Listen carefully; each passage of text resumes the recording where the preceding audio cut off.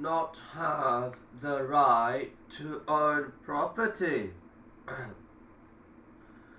When they were married, the property would transfer to the husband, or she would not be able to dispense of it without permission of her husband.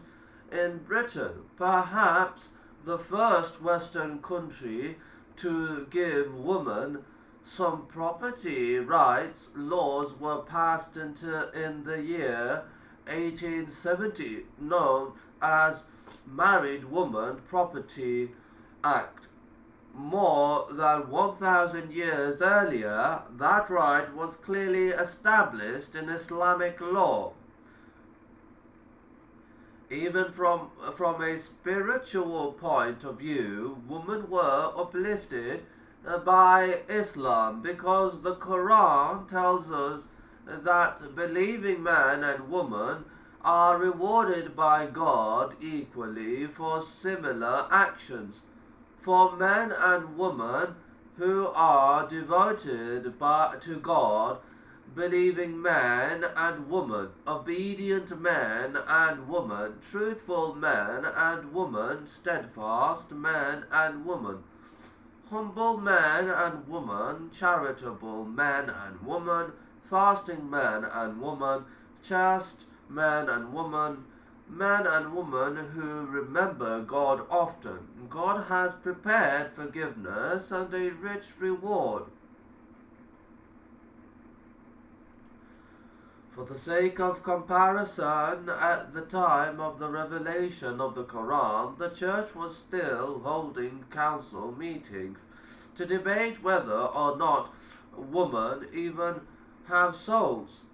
Had Muhammad been the author of the Quran, he would have had absolutely nothing to gain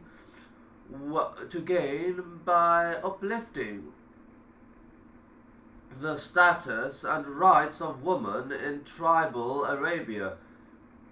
Quite the opposite, in fact, as the stance of the Quran only served the alienate and create enemies of those who were in positions of power over women and had a vested interest in maintaining the status quo.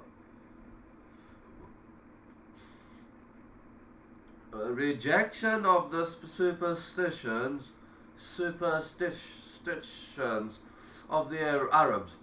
Arab society held many superstitions, beliefs at the time of Prophet Muhammad. This was only natural, given that they lacked the technology to examine the world around them and had high rates of illiteracy. It is estimated that the number of illiterate persons in the region of western Saudi Arabia, the locality of Muhammad, did not exceed 1775. History has recorded a large number of myths and superstitions pertaining to the Arabs, such as the belief that certain months of the year brought bad luck. There is a notable incident recorded that on the same day that the infant son of Prophet Muhammad died, there was an eclipse of the sun and moon. The people linked the two events together by saying that even the sun and moon were saddened by the death of his child.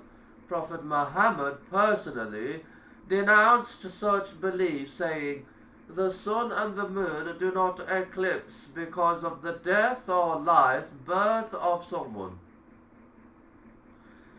Is there really any reason why Prophet Muhammad would go against the superstitions of his people, especially when he came from a tribal culture that blindly followed the traditions of their forefathers?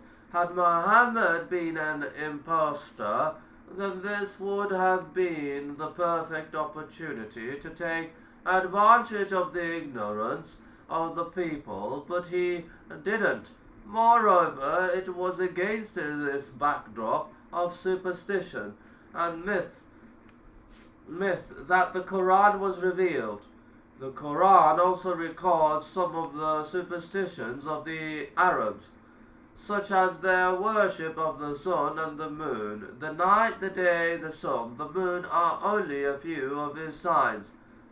Do not bow down in worship to the sun or the moon, but bow down to God who created them, if it is truly Him that you worship.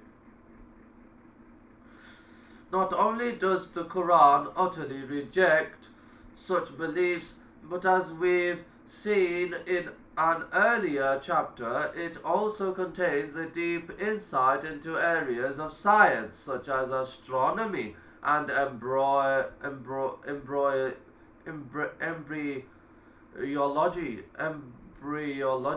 These concepts are presented in such a way that they make sense to the 7th century Arab and also to us living in the 21st century. They are in perfect harmony with modern scientific discoveries. How could Muhammad, unable to read or write and living in a society that lacked the technology to understand the world around him, have authored such a book? Muhammad did not boast about the Quran. We have a very detailed account of the life of Muhammad, more so than any other human being in history, including the smallest of details, such as how he slept, ate, and even how he used to smile so much that you could see his premolar teeth. Yet none of his companions or enemies ever recorded him boasting about the many amazing aspects of the Quran that we've covered in this book. Now, for the sake of argument, if a human being were able to craft a work of the magnitude of the Quran with all of these amazing aspects, such as its relevancy, literary features, and structure, then wouldn't we expect them to boast about it in a land filled with poets, where poetry was highly valued? Even just one of these aspects taken by itself would rightfully be worthy of praise, as such an achievement would have.